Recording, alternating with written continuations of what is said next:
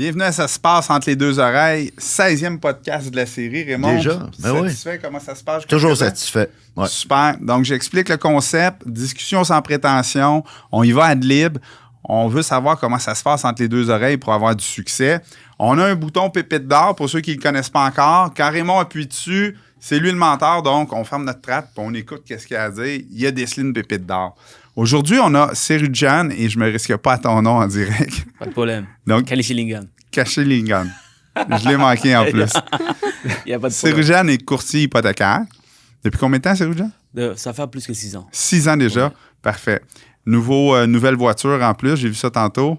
Ça fait presque 2 ans aussi, mais ah oui, OK. C'est la première fois que tu me vois. C'est la première fois que je te vois avec ta voiture, ben oui.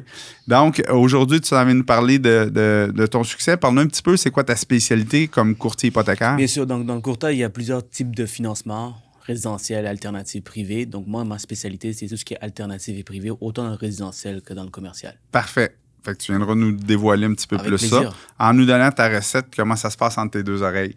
Isabelle Denis, et tu es une spécialiste en santé financière. En coaching en santé financière, oui. Coaching en santé financière. Oui. Puis, day-to-day, c'est qui ton client type? J'en ai 2. Un, le parent des ados, un parent professionnel d'adolescents, parce que moi, je crois beaucoup à donner de génération en génération. Ouais. Mais je fais aussi des ateliers dans les écoles pour les jeunes. Bon, c'est super, ouais, ça. En santé financière. Parfait.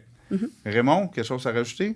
Ben, ça me tente. Vas-y. Surtout tu viens juste de présenter Isabelle et, à tout hasard, j'ai le privilège de travailler avec elle en coaching. Puis ce matin, comme quoi il n'y a pas d'hasard, elle m'a envoyé son why. Oh! On a travaillé ensemble sur la raison pourquoi elle se lève le matin. Ça, c'est un des points importants du prochain livre, Ça se passe entre les deux oreilles. Le chapitre 1. Chapitre 1, trouver son why, parce que s'il n'y a pas de why, il n'y a rien qui se passe. C'est ça. Super. Alors, je vous le lis.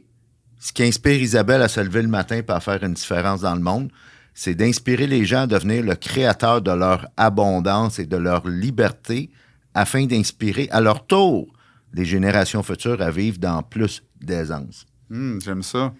J'aime le retour à inspirer aussi. Tu sais. Donc, toi, t'inspires pour que les gens puissent eux aussi inspirer. Exactement. C'est vraiment intéressant. Oui, oui. Ben, je crois sincèrement qu'on devrait inspirer nos jeunes à faire différemment dans leurs finances. Que c'est pas juste une question de revenus et dépenses, de revenus qu'on apprend à l'école, des revenus actifs. Je crois qu'il faut leur éduquer dès leur jeune âge à avoir des revenus passifs puis aller acheter des actifs pour pouvoir... puis la systématique là, de créer de la dette pour pouvoir acheter des actifs. Fait que je pense que c'est vraiment quelque chose qu'on doit transmettre de génération en génération pour être plus à l'aise au Québec, puis dans toute la francophonie, dans le fond, que ce soit au Québec ou... Mais je pense que tu as tout à fait raison, parce que quand ce concept-là va être compris par la majorité des Québécois, notre économie va juste aller beaucoup mieux. Là. Je pense que dans l'Ouest canadien, ils sont beaucoup plus riches que nous, mais ils ont compris ça beaucoup plus que nous, là, les revenus passifs, les façons de faire du revenu passif. Mettre de l'argent de côté mois après mois, ça a l'air de rien, mais quand tu commences jeune, quand tu arrives plus vieux, tu fais comme ça fait toute une différence. L'intérêt composé, parler de ça à un jeune de 14 ans, il ne sait pas pantoute c'est quoi de l'intérêt composé. Là. Je pense que c'est une chanson d'Eminem, lui, là. Mais c'est surprenant, comme je t'allais donner un atelier justement en juin à 75 jeunes de 12 ans, et puis c'est surprenant comment ils sont allumés, puis ils ont le désir d'apprendre, puis ils sont impliqués, puis ils sont dans la conversation. C'est vraiment dynamique, là, la façon que je l'enseigne, puis ils sont dans la conversation, puis ils veulent comprendre. Puis je leur ai parlé d'actifs, de passifs, même s'ils ne comprenaient pas, juste pour avoir les petits breadcrumbs qu'ils ont besoin d'aller pour pouvoir, dans leur sac à dos, avoir cette ressource-là de retourner. S'ils en entendent parler, plus qu'ils sont jeunes, plus que le cerveau, à un moment donné, va s'habituer à ces termes-là, puis ils vont développer une curiosité à trouver c'est quoi. Parce que moi, si tu me parles d'un mot que je ne connais pas, je le prends en note. Puis, tu sais, je suis un peu orgueilleux, je le ferai pas devant tout le monde. C'est sûr que ça se passe entre les deux oreilles. Mais, tu sais, c'est sûr, je vais essayer de trouver c'est quoi, puis j'essaie de les répéter, ces mots-là, après. Mais je pense que les jeunes, c'est pas mal la même chose qu'ils vont faire. Félicitations pour ton engagement envers nos jeunes. Merci. Ça en apprend du monde comme elle, hein, parce que... Avez-vous déjà pensé pourquoi ils ne donnent pas ce genre de cours à l'école? Ah, là, on pourrait partir longtemps là-dessus, hein? Bien, c'est une très bonne question, Cyrou, mais moi, je serais curieux de savoir, quelqu'un de ta génération, parce que ça fait pas 30 ans que tu es en affaires, là? Non, pas du tout. En fait, tu as quel âge, là? J'ai 29. 29, ouais. Donc ça fait vraiment pas 30 ans que tu es en affaires. Est-ce que dans ton réseau, là, dans tes chums ou tes collègues ou les gens de ta génération, j'ai comme l'impression que vous l'avez, ce désir-là d'accroître votre intelligence financière, puis de... Ça dépend de ta clique, avec qui tu tiens. Par contre, oui, depuis que je suis tout jeune, j'ai toujours voulu avoir du succès en termes d'argent. Puis, en termes d'argent, tout simplement, parce que j'ai grandi en regardant des vidéos YouTube, en regardant un peu les films. Donc, tu vois, c'est ça qui m'attirait. Et j'y viens de loin aussi. Donc, je suis né dans un village dans l'autre côté du monde. Donc, on imagine des débuts modestes. Exact, très modeste. Alors, pour moi, ça a toujours été un rêve de dire c'est quoi mon vrai potentiel. Si aux jeunes, tu es déjà chanceux d'être ici, maintenant, tu peux prendre ça, tu peux prendre deux directions. Soit tu te dis que tu es chanceux, tu te dis que tu es satisfait de ce que tu as ici, tu es déjà comme, tu sors de toutes les statistiques, parce que les gens pourraient te tuer pour avoir la citoyenneté canadienne que tu as. Il y a du monde que c'est leur rêve de juste partir de leur pays. Alors, moi qui est déjà ici, il y a beaucoup de monde, immigrants qui arrivent ici puis ils se disent « OK, ben là, il fait juste foutre de la merde parce que je suis déjà assez chanceux. » tu vois. C'est ça. Mais d'autres personnes... Ils passent pas à l'étape suivante. Ils font comme « J'ai eu mon immigration, maintenant j'ai des belles conditions de base comparé à ce que j'avais avant. » Et là, ils veulent pas aller plus loin. Mais ta génération, ce que j'ai retenu tantôt, c'est qu'il y a comme un clash entre la génération Raymond, la mienne, la tienne. Ouais. Puis on peut voir les différences. Et là, j'ose pas parler de ton âge. On parle pas de l'âge d'une femme. Non. Mais tu sais, moi, quand j'étais jeune, là, on avait 3 postes de télé en français, 2 en anglais. Ça, c'était ça le Québec. T'sais, à moins que tu avais le câble, puis là, après ça, mais moi, c'était modeste, fait qu'on avait 3 postes de télé. De ton côté, tu parlais que tu avais YouTube. Mais ce qui est le fun pour ta génération et la génération de mes enfants, c'est qu'ils ont accès à toute l'information dans le creux de leur main. Tu sais, je pense que c'est Raymond qui disait à un moment donné que maintenant, les jeunes, à travers leur iPhone ou leur téléphone intelligent, ils ont accès à beaucoup plus d'informations qu'avait le président des États-Unis dans les années 80, là, Reagan, là, dans les années 80. Là, c'était long à avoir l'information, puis les jeunes ont tout ça entre leurs mains. Maintenant, qu'est-ce qui fait que le switch fait que, comme tu dis, il y en a qui restent assis là-dessus et il y en a d'autres qui l'utilisent et qui vont apprendre de ça puis avancer? Parce que, tu sais, le téléphone peut servir à toutes sortes d'affaires, là. Absolument. Il y a un autre, j'ai vu ça hier, le roi 8, à son décès, le roi de l'Angleterre, Henri le 8, à son décès, il y avait 100 choses propres à lui.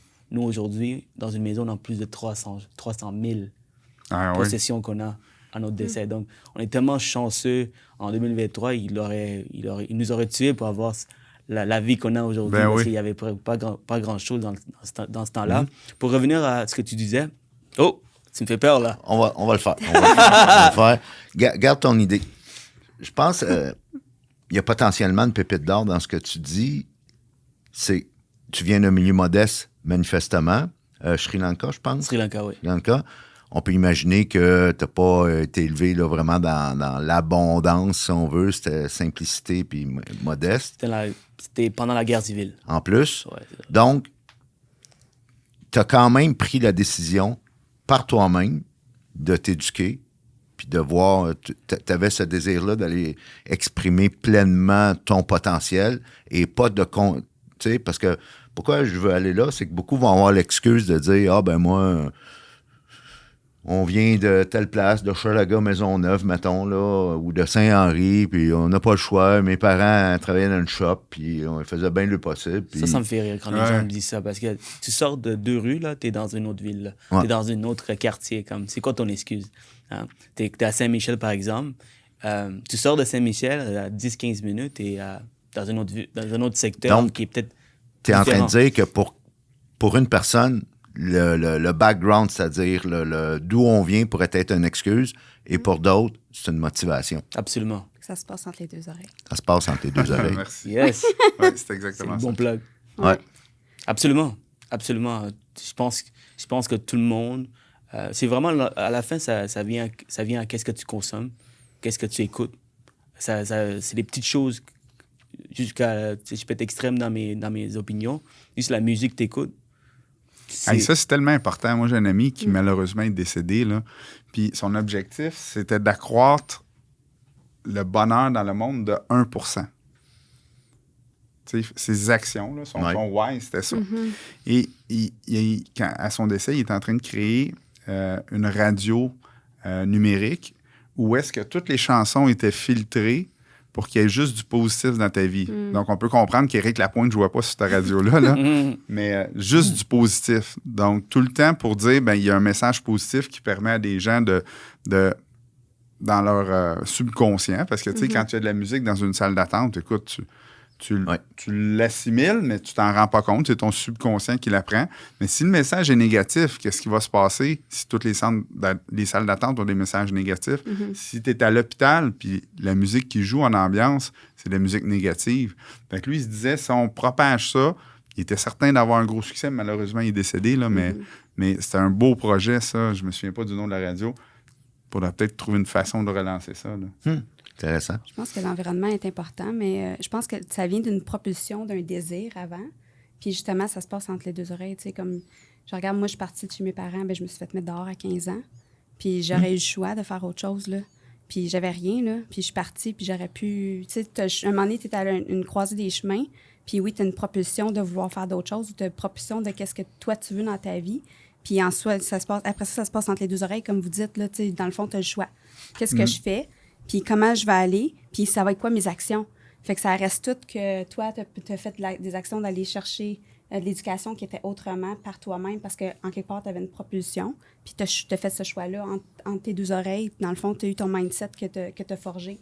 Puis oui, l'environnement, je pense que oui, mais aussi, il y a autre chose. Comme, je sais pas, je peux pas mettre le doigt dessus, mais il y a autre chose parce que mon environnement, moi, c'était de la violence, là. Puis j'en ai eu plusieurs épisodes de violence dans ma vie, là. Puis, en quelque part, mes parents ne m'ont pas influencé là, à faire autre chose. Là. Je me souviens, j'ai regardé un magazine de maison de luxueuse quand j'étais jeune. Puis, mon père qui me disait que tu rêves en couleur, tu sais. Puis moi, je me dis, dans l'intérieur de moi, je ne sais pas ça vient de où, mais dans l'intérieur de moi, si il y a on va quelque une chose coche plus loin là, à ce que tu dis, essayons de penser pourquoi ton père disait ça. Tu sais, lui, qu'est-ce qu'il avait eu? Parce que ça m'a rejoint un petit peu. Tu sais, moi, j'ai un père qui était... je dirais pas violent, là, mais tu sais, sur le bord, là, tu sais, c'était pas tout le temps jojo. C'était toxique quand même. C'était toxique. Et lui avait vécu beaucoup plus de violence à l'époque quand il était plus jeune. Fait que quand sa mentalité à lui, c'était très retenu, très, comme tu dis, là, rêve pas en couleur, puis c'est pas pour nous autres ça. Mais sûrement dans l'éducation qu'il a eue, tu sais, puis là, à un moment donné, il a essayé de ne pas nous transmettre ça avec tout l'amour qu'il avait, puis qu'il a donné peut-être de la mauvaise façon.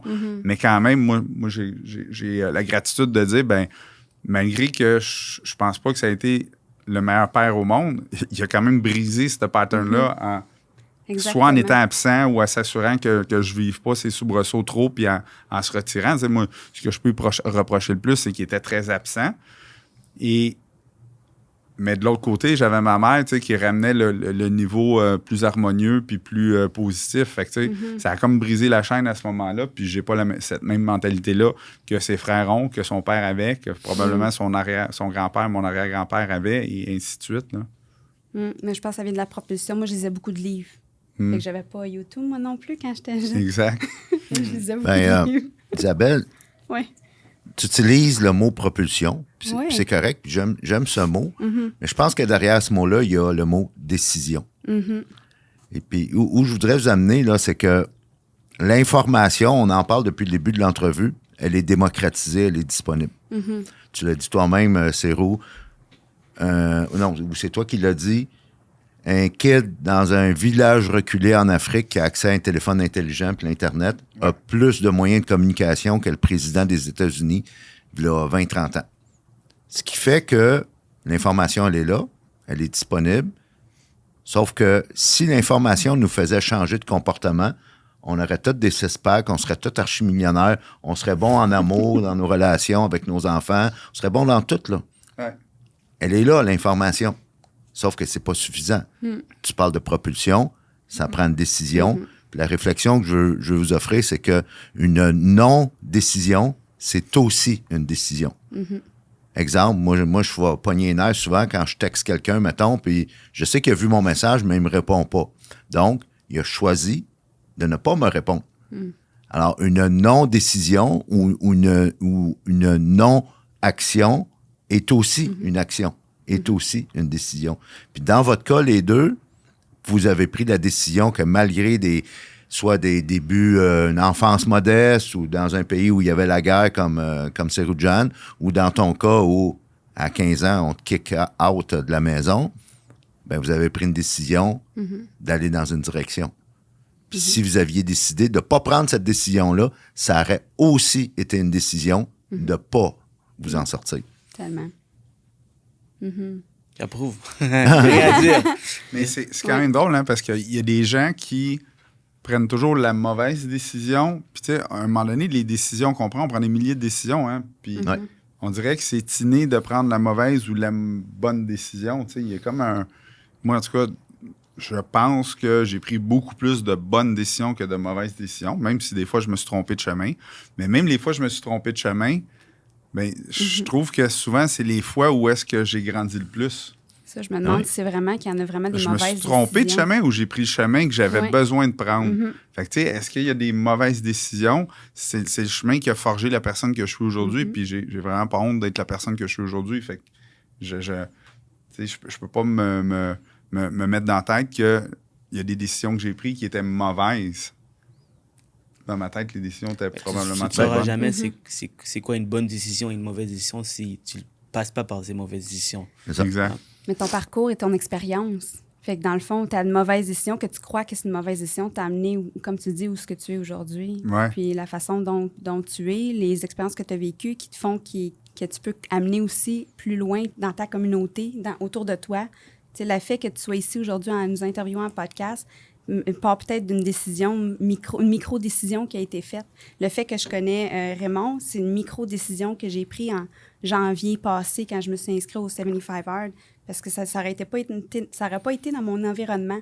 Ouais. Fait que je pense qu'il y a des micro-décisions qu'on prend à tout moment là, qui fait en sorte que notre parcours peut être tellement différent. Là. Il y a tellement d'avenues là, quand tu regardes dans le futur, là, mais ces micro-décisions-là... Il faut aussi prendre le recul. Puis souvent, le succès, c'est la capacité de s'auto-observer. Ce que, en général, l'être humain a beaucoup de difficultés à faire. On est bon à donner des conseils aux autres, on est bon pour dire, il me semble, soit les gouvernements ou les business ou les compagnies ou les commerces qu'on visite, il me semble que ça serait mieux s'ils faisaient ça de telle façon. On est bon pour ça, mais s'auto-observer, ça, c'est un autre défi. Mais ça, surtout s'auto-critiquer. Aussi. Tu sais, parce qu'en principe, on est la personne qu'on aime le plus au monde. Là. Ouais. On devrait tous faire ça. Devrait. Fait que c'est difficile de s'auto-critiquer puis de se donner de la chenoute, si on veut. Là, c'est bon. Hein. Et souvent, quand tu es face à une décision, il y a... je me rappelle plus, mais il doit y en avoir plusieurs qui le disent, là, influenceurs américains qui vont dire « choose your hard ». C'est-à-dire que si tu vas dans une direction, ça va être tough. Mettons, tu veux t'en sortir, puis tu veux commencer, tu veux, je sais pas, hustler, si on veut, pour une nouvelle business, ou tu veux juste rester dans ta chenoute, puis les deux, ça va être tough. Alors, choisis ton tough. Choose your hard. Choisis qu'est-ce qui va être difficile, parce que un ou l'autre, ça va l'être de toute façon. Tu sais, être pauvre, c'est pas facile. Puis être riche, oui, ça amène des problèmes, parce que plus que tu avances dans ta business puis tu veux passer au prochain niveau, ça va te rendre inconfortable. Il y a des gens qui vont moins t'aimer. Arrête de me remettre ma crise de matin sur le nez. Mais tu sais, il n'y a rien de facile. C'est choisis le pas facile que tu veux vivre. J'aime ça. Mais c'est de tout le temps se ramener aussi, tu sais, parce que quand on vit des choses faciles, pas faciles ou n'importe quoi, il faut tout le temps que tu finisses par te ramener entre tes deux oreilles à dire « OK, mais c'est là pour une raison. » Puis oui, je fais des choix difficiles, mais j'ai aussi certains moments plus faciles que d'autres. Là. Ouais. Fait que, tu sais, faut juste essayer de tout le temps relativer. Je pense qu'on doit être maître de nos pensées. Puis quand on devient fatigué, grognon, ça ne nous tente plus, tout ce que j'étais un matin, bien, le temps d'arriver jusqu'au studio de podcast, on a le temps de se parler au lieu de s'écouter. Ouais. Mais c'est important de s'écouter aussi pour savoir qu'est-ce qui fonctionne bien, qu'est-ce qui fonctionne moins bien. Parce que ça peut être plus difficile parfois par des choix qu'on a faits. Puis si on veut pas que ça perdure, bien, il faut faire un stop puis prendre conscience de ça. Une fois que tu en as pris conscience, tu vas changer ton parcours puis ça va bien aller. Je pense que... Vas-y. Tu sais, le choix reste dans le moment présent. Tu sais, quand on stresse puis on va dans le futur, c'est là qu'on peut se mettre des... Mais si on focus sur le moment présent, il est comme ça, je reste dans ce que je suis en ce moment, je vais rester calme, puis c'est ça la réalité. Il y a des choses que tu peux pas contrôler, mais il y a des choses que tu peux contrôler.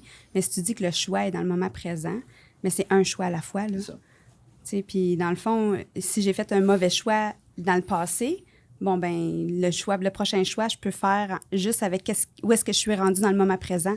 Ouais, fait que je peux pas retourner en arrière. Fait que le choix en ce moment, je vais le faire, mais oui, il est arrivé ça dans le passé, mais ça sert à rien que je me reste là parce que je peux rien faire, c'est passé. Fait que la seule chose, c'est dans mes opportunités ou dans les choses que je peux choisir en ce moment, c'est ça que j'ai le contrôle, là. Fait que dans le moment présent, mon choix, c'est de faire ça. Fait que ça sert à rien de stresser sur ce qui est passé parce que tu peux pas changer. Puis ça sert à rien de stresser sur le futur, comme j'ai dit tantôt, c'est qu'il y a tellement de possibilités dans tes micro-choix qui vont faire en sorte que ta vie va être totalement différente, là. Que si tu y vas juste au moment présent, un choix à la fois, puis ce que je peux choisir avec ce que je crois en ce moment, avec mes croyances, avec ce que j'ai entre mes deux oreilles, les connaissances que j'ai. Vraiment sage ce que tu dis. Ouais. Sérieusement, si on reste dans qu'est-ce qu'on peut contrôler, ben le reste devient beaucoup plus facile. Ce que tu peux pas contrôler, tu pourras pas le contrôler non plus. Puis ce que tu extrapoles dans le futur, ben c'est dans le futur. Tu ne sais pas si c'est vraiment ça qui va arriver. Qu'est-ce qui va arriver vraiment? Aucune idée. Puis ça reste que ton action, puis c'est l'action, puis le choix. Ouais. C'est tout. Et va venir avant ça la prise de conscience. C'est vraiment, ça revient à ce qu'on disait, s'arrêter et s'auto-observer. Parce qu'après ça, ben, va venir comme tu dis, les prises de décision, ne serait-ce que des micro-décisions, mais il faut avoir cette capacité-là, ce courage-là, parfois même de s'arrêter puis de s'auto-observer. Question pour toi, Raymond. Vas-y. Parlant d'auto-observer, right? On avance toujours, puis des fois, on oublie de s'arrêter, puis on oublie aussi d'autocritiquer. C'est quoi les techniques pour pouvoir le faire? Tu vois, comme on regarde souvent les arbres, mais on ne regarde pas le forêt. Donc, c'est quoi les techniques que tu peux nous donner? Là, tu me fais plaisir. Coach, dis-nous, Raymond. Ben, ce que je fais en coaching maintenant, c'est qu'on va travailler sur ce que j'appelle le plan à long terme.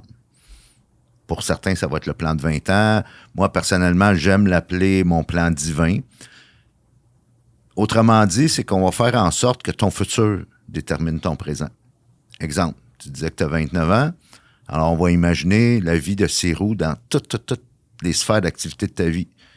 Business, immobilier, famille, enfants, si tu en veux, le social, si tu veux faire du bénévolat, dans quel pays tu veux rester, dans quelle ville, tout de A à Z. Tu vas imaginer la meilleure version de toi-même avec tes rêves, tes passions, puis tout le kit là, de A à Z. La visualisation. Oui. Et on va le faire en sautant, pas en se basant sur ton présent.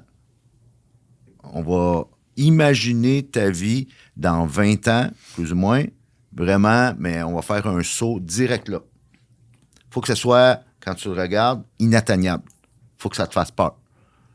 Et après ça, ce qu'on va faire, c'est qu'on va faire en sorte que ton futur détermine ton présent et non l'inverse. Parce que trop souvent, les êtres humains, puis moi-même, humblement, j'ai été comme ça presque toute ma vie, c'est qu'on détermine notre futur à partir de notre condition actuelle. Alors que, tu sais, le fameux 10X de Grant Cardone, là, dans le fond, c'est ça. Quand c'est bien expliqué, c'est qu'on détermine c'est quoi ton futur, et après ça, c'est ce futur-là qui va déterminer aujourd'hui ton présent. C'est drôle que tu me dis ça. Cette fin de semaine, j'étais à New York. J'ai interviewé le plus gros courtier immobilier au monde. Ils vendent des propriétés à 250 millions. Je suis vraiment fier d'avoir interviewé, avoir la chance de le faire. Puis une des réponses qu'il m'a données à une de mes questions, c'était « C'est aux gens que je travaille pour mon futur, moi. Parce que mon futur, moi, est très difficile. Oui. Et alors, toutes les actions que je prends, c'est pour mon futur, moi.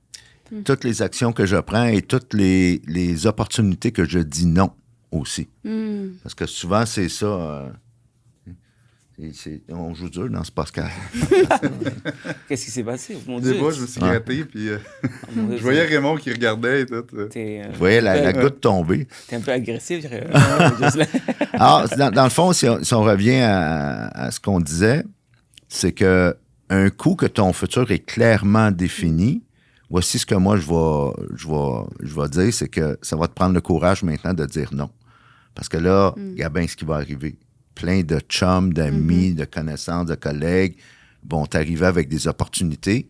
Puis là, tu vas regarder ton plan à long terme, la meilleure version de toi-même dans 20 ans, puis tu vas dire, ça ne fait pas, ça marche pas. Maintenant, j'ai une autre question. Comment tu dis non? Parce que tu ne veux pas les vexer, tu ne veux pas aussi leur faire sentir que you're the big shot now, et que faut qu'ils comprennent. Puis des fois, il y a certaines personnes qui ne comprendront jamais. Ouais. C'est quoi le milieu entre tout ça? Là, je peux peut-être donner un petit truc. Moi, je vais référer quelqu'un à la place. OK, donc tu vas être le... Tu sais, soit, mettons, là, on va me chercher du temps ou quoi que ce soit. Là, je vais faire, écoute, je peux pas tout faire dans la vie, mais ce que je vais faire, c'est que j'explique un petit peu. Tu sais, mon assiette est pleine pour l'instant. Là, je suis pas capable d'en prendre plus. Par contre, je pense que cette personne-là pourrait faire la job.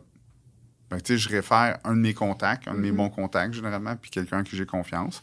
Et là, l'autre personne fait « OK, merci beaucoup. » Tu sais, il y a une solution de rechange. Là. Si moi, je peux pas l'aider, que ce soit pour tourner une vidéo, que ce soit pour obtenir un financement que je suis pas capable de faire pour l'instant, le plus rapidement possible, je vais y référer la bonne personne.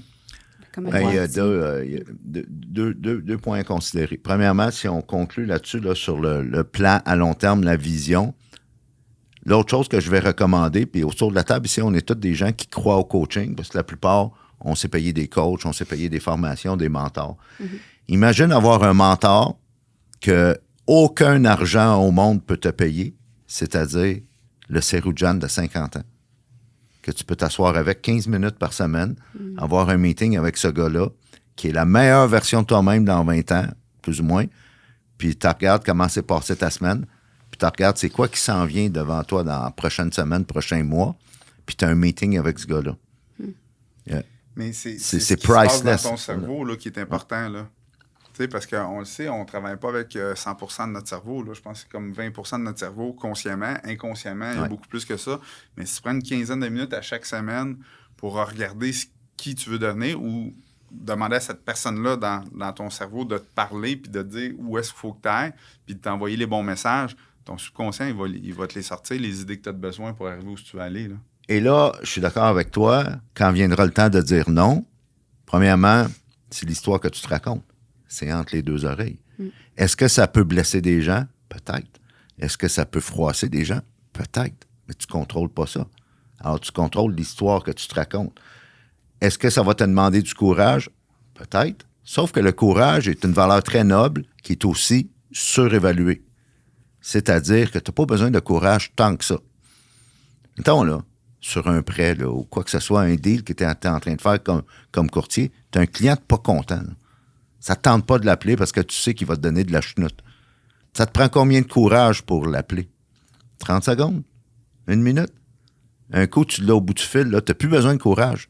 Tu es dedans, tu es dans la conversation, puis je te connais assez bon communicateur, puis assez avec de bonnes intentions que tu vas faire ton possible pour régler la situation. Ce que j'aime faire, Raymond, pour répondre à ta question, souvent les courtiers, quand on veut aider tellement de monde, on veut faire passer tous les dossiers, mais la réalité, c'est qu'il y a des dossiers qui ne fonctionnent pas. Mais au début, quand tu parles avec le client, bien sûr, le client doit sentir la confiance.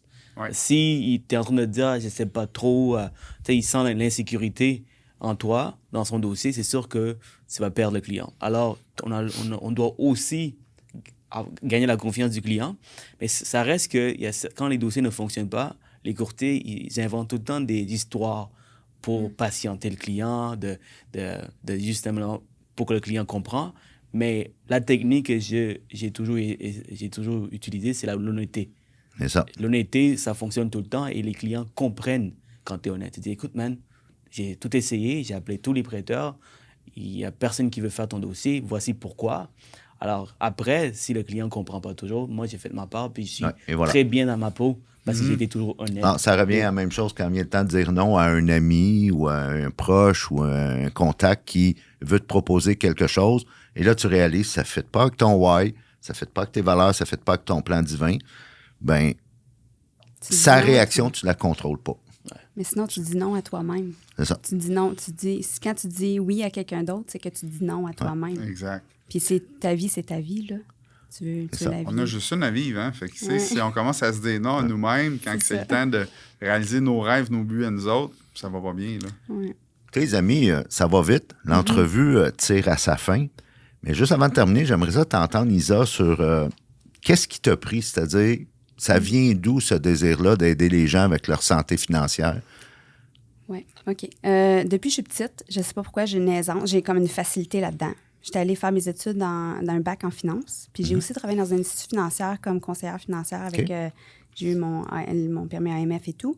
Et puis, j'ai vu qu'il y avait un problème. Puis ça ne rejoignait pas mes valeurs du tout. Autant à l'université dans mon bac en finance que quand j'étais conseillère financière. Fait que j'ai comme quitté ça, puis j'ai commencé à faire ça fait dans le fond plus que 20 ans là, que je fais du coaching comme ça de bouche à oreille là. Et puis ça m'a propulsé encore plus dernièrement parce que je me suis divorcée, j'ai fait un système, j'ai développé un système en 2005 que je roule depuis, puis ça m'a toujours aidé. Puis ce qui m'a propulsé dernièrement beaucoup plus, c'est que de plus en plus, il y a des gens qui viennent sur le marché, puis autant les instituts financiers que ça, qui prônent le budget. Beaucoup. Puis il faut renverser ça pour pouvoir faire comprendre aux gens qu'il faut bâtir des actifs. L'investisseur qui est important, encore plus que savoir comment balancer ces choses. Tu sais, fait qu'il y a 2 équations. Dans le fond, l'équation, il faut mesurer par les 2 équations, comme le revenu, l'avoir net, puis dans le fond, tes revenus passifs. Puis en mesurant ces 2 choses-là, là, tu peux aller tellement loin, là, parce que qu'est-ce que tu mesures, dans le fond, grandit. Oui. Puis moi, je pense que la santé financière, puis être plus dans l'aisance, part de ces 2 équations-là, dans le fond, puis il faut l'enseigner. Moi, je suis content que tu aies dit, moi, c'est ça, je pense que c'est ça que je m'en allais dire. Là. Qu'est-ce que tu mesures grandit. C'est vraiment incroyable. Ouais. Si tu prends le temps de le mesurer, si tu prends le temps de l'écrire, si tu prends le temps d'en prendre conscience, c'est sûr que ton focus s'en va là-dessus. Si ton focus s'en va là-dessus, qu'est-ce qui va arriver? Tu vas avoir des idées, tu vas voir, ça va avancer à grand rythme. Là. C'est Rujan, en terminant, tu avais un conseil, là, quand on parle de notre thématique, ça se passe entre les 2 oreilles, à de jeunes entrepreneurs là, de ta génération qui cherchent à améliorer leur sort. Là. Qu'est-ce que tu dirais? Ça dépend. Quel âge tu me donnes? C'est de quel âge à quel âge? Début dans la vie, là, à vingtaine. 20 ans, je dirais plante-toi. Frappe tes murs, puis casse-toi la face. Parce que Et pas peur de faire des erreurs. Pas peur de faire des erreurs. Parce que plus d'erreurs que tu fais, plus tu vas te connaître, plus d'expérience que tu vas aller chercher. Par exemple, mes parents ne m'ont pas appris à monter une business. Ils ne m'ont pas appris à avoir des employés, être un leader dans une entreprise. Je suis en train d'apprendre tout ça. Mon objectif, c'est de se rendre au plus gros cabinet de courtage hypothécaire au Québec et nationalement au Canada. Donc, pour ça, je dois gérer 5, 10, 15, et j'ai beaucoup de misère à gérer en ce moment. Right? Par contre... Faut que tu me parles plus souvent. Ah oui, bien sûr. Tu sais où me trouver. Absolument, Raymond. Alors, mais je me dis pas que je suis pas bon. Je me dis plutôt, Sir-Jean, chaque erreur que tu fais, tu vas apprendre. Du recrutement des personnes que finalement, ça ne fit pas tes valeurs, tes principes. Alors, chaque fois que j'engage, je vire une personne, je sais que la prochaine fois, ce type de personnalité, je ne le veux pas. Je me prends pour un sauveur, je veux aider tout le monde, mais je ne peux pas aider du monde qui ne veut pas t'aider. Alors, exactement. J'ai une culture, j'ai une culture d'entreprise, alors que je veux absolument respecter. Donc, c'est ça. Donc, si vous êtes jeune, essayez plein de choses. Restez pas loyal, c'est drôle à dire. Restez pas loyal à une entreprise, à une personne techniquement en business. Je ne vous dis pas de tromper vos femmes. plus en business. Non, mais c'est l'attitude, c'est le mindset d'ouverture de vouloir apprendre le plus possible en n'ayant pas peur de faire des erreurs. Il y a un jeune homme qui m'a approché dernièrement. Il m'a dit, Sir-Jean, j'ai 25 ans, je fais la vaisselle, la plomberie. Qu'est-ce que tu me conseilles? Donc, je lui ai dit, as-tu essayé d'autre chose que la plomberie? Tu vois? Plomberie, c'est-tu la plomberie? Plongeur, oui. Plongeur, exact. Alors, vous allez m'excuser, c'est ma 3e langue, le français. Alors, j'ai dit, hey man, combien de jobs t'as essayé? Des fois, on est stock dans une job et on n'essaye pas plein de choses. On essaye plein de choses. C'est comme tout le monde, là, on est en Et c'est comme ça que tu trouves tes talents aussi en même temps. Mais c'est drôle que tu dises ça, d'essayer plein de choses puis de faire ça. Tu sais, moi, mon but avec mes enfants, c'est de leur offrir le plus de plateformes possible, le plus d'activités possibles, le plus d'expériences possibles pour qu'ils puissent s'épanouir à travers ça puis trouver le plus rapidement possible leur voie. Parce que, tu sais, c'est pas vrai parce qu'ils essaient quelque chose puis ils n'aiment pas ça qu'ils se sont pas découverts. T'sais, ils se sont découverts beaucoup plus, puis là, ils savent plus ce qu'ils veulent pas. Fait que, mon but, c'est vraiment d'organiser le plus d'activités ou de choses. Puis, des fois, il faut les traîner un petit peu de force là, quand ils veulent pas. Mais des fois, on a des belles surprises aussi. Ils veulent pas au début, puis à la fin, ils font comme « Hey, on a bien fait d'y aller. Finalement, ce genre de choses-là, ça nous stimule, on aime ça. Fait que c'est un peu mon why avec mes enfants, si on veut. Ben, j'ai tu pas conseilles la d'enfant. même chose. Oui, absolument. J'ai pas d'enfant, mais je ferais la même chose que toi, Jocelyn. Parce Ouais. que quand tu as trop de temps libre, quand tu es jeune, c'est là que tu t'aventures sur des choses que tu devrais jamais faire. Exact. Quand tu es toujours occupé, moi, j'ai été assez conscient pour m'occuper personnellement, même si je faisais pas énormément d'activités quand j'étais jeune. Mais le sport m'a beaucoup aidé, étant dans une équipe de basket. Alors, Hey, les amis, je m'excuse, on pourrait continuer là. Pendant 4 heures. Pendant 4 heures, hein, on est vraiment parti sur une envolée, si on veut. Malheureusement, l'entrevue doit se terminer maintenant. Merci. C'est fait plaisir. Merci, Merci à Roudan. vous. Merci, Ouais. Isabelle. Merci, Isabelle. beaucoup. Merci, Raymond, de m'avoir soigné. Merci. Ah oui, live. Hein? J'ai enchanté. Faire un podcast au bout de son sens, ça n'a pas de sens. Donc, merci beaucoup. Merci beaucoup tout le monde. Je manque de sang. Donc, on se revoit la semaine prochaine avec... C'était le dernier épisode la semaine prochaine? L'avant-dernier. C'est ça. L'avant-dernier épisode la semaine prochaine.